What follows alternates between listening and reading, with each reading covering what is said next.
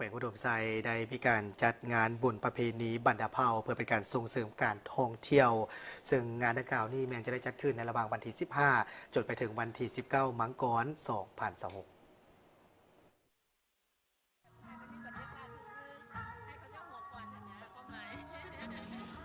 ท่านางอัมไพวรปัญญาลักษณ์หัวหน้าแผนกวัฒนธรรมและการท่องเที่ยวแขวงอุดมไซรองประธานจัดงานบุญประเพณีบันดาเผาเพื่อส่งเสริมการท่องเที่ยวแขวงอุดมไซได้ให้ฮู้ว่าทางคณะรับผิดชอบจัดงานบุญได้เริ่มกะเกี่ยมมาแต่เดือนกันยา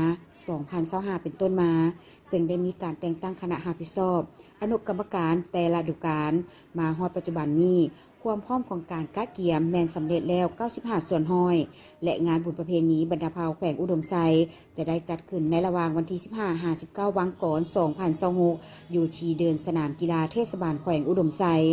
เพื่อเป็นการปกปักรักษาอนุรักษ์วัฒนธรรมฮิตของประเพณีอันดีงามของประชาชนบันดาเผาให้มีบรรยากาศม่วนซื่นฟดฟื้นทางนี้ก็เพื่อเป็นการส่งเสริมดึงดูดการท่องเที่ยวทางภายในและต่างประเทศเข้ามาท่องเที่ยวทางด้านประวัติศาสตร์วัฒนธรรมและธรรมชาติอยู่แขวงอุดมไซให้นับมือนับหลายขึ้นสำหรับการกักเกี่ยมเนาะแม่นของเขาได้เริ่มกักเกี่ยมแต่เดือนกันยาเป็นต้นมาเนาะซึ่งว่าพวกเขาก็ได้แต่งตั้งคณะรับผิดชอบขั้นต่างๆแล้วก็อนุกรรมการต่างๆรับผิดชอบแต่ละเวียกแต่ละงานมาฮอดปัจจุบันนี้ความพร้อมในการกักเกี่ยมก็คิดว่า 90% แล้วเนาะแต่ละเผ่าก็กำลังนำเอาสินค้าของตนเองเข้ามาแต่ละเผ่าก็กำลังนำเอาอุปกรณ์การประดับประดาเงินต่างๆเนาะเข้ามาเพื่อว่าจะห้องหับให้มือเปิดในวันที่ 17 นี้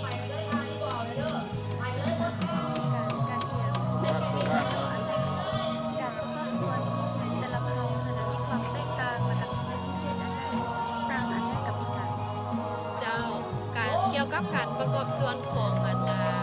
าโดยเฉพาะกับแม่นเจ้าบุกเจ้าเราเนาะเพิ่นจะได้แต่งตั้งคณะรับผิดชอบของเผาเพิ่นเฉพาะโดยแบ่งหน้าเวียกเนาะจะก้าเกี่ยมในการทำแขกเนาะเป็นต้นแมนอันที่1กับประดับประดาเฮือนของเผา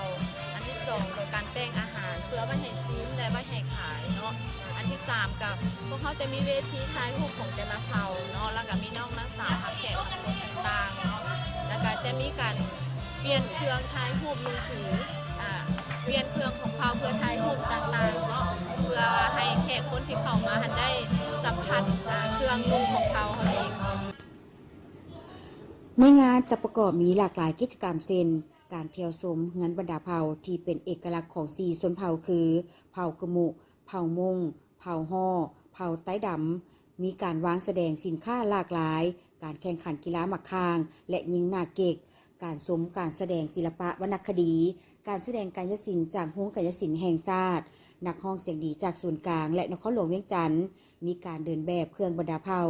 นอกนี้จะมีการจัดเวทีสนทนาเกี่ยวกับท่าแหงบ่มซ่อนและนโยบายส่งเสริมการค้าการลงทุนและการท่องเที่ยวภายในแขวงสำหรับพิธีเปิดงานอย่างเป็นทางการแม้จะจัดขึ้นในตอนแรกของวันที่17 มังกร 2026เวลา 17:00 เป็นต้นไปฉะนั้นขอเชิญชวนประชาชนบรรดาเผ่าตลอดฮอดแขกภายในและต่างประเทศเข้าเที่ยวชมงานบุญประเพณีในครั้งนี้ที่จะจัดขึ้นอย่างยิ่งใหญ่กว่าทุกๆปีผ่านมา